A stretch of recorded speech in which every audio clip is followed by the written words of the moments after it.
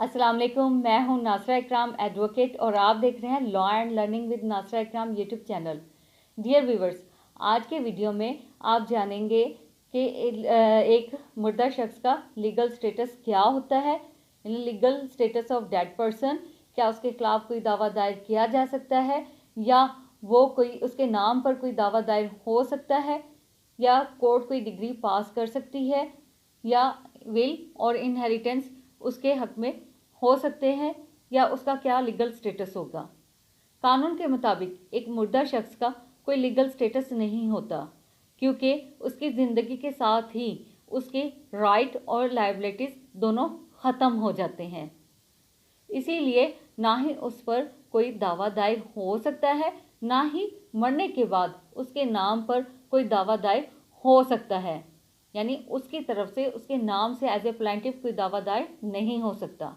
हाँ, अगर उसने ड्यूरिंग अपनी लाइफ कोई दावा दायर किया, किसी भी नेचर का हो सकता है, तो उसकी डेथ के बाद उस प्लेंट में अमेंडमेंट के बाद उसके जो रिप्रेजेंटेटिव हैं या वर्सा है उसको कंटिन्यू रख सकते हैं। वो डिग्री उनके वर्सा के नाम पर पास हो जाएगी।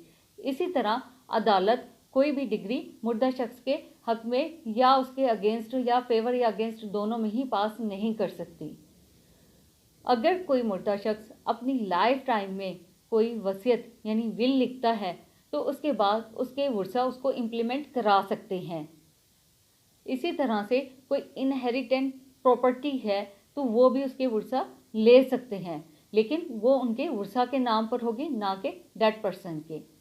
इसी तरह से अब जैसे पहले मैंने कहा कि मुर्दा शख्स के खिलाफ ही can not be sue and be sued, ना उसके खिलाफ दावा हो सकता है ना ही वो दावा दायर कर सकता है।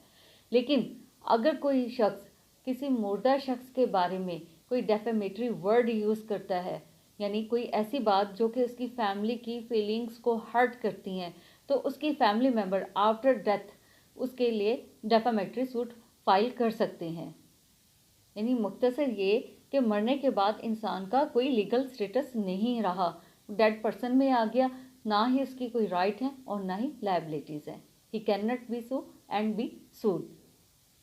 उम्मीद है आज का लेक्चर भी या आज की बात भी समझ आई होगी। मिलते हैं नेक्स्ट वीडियो में नए टॉपिक के साथ।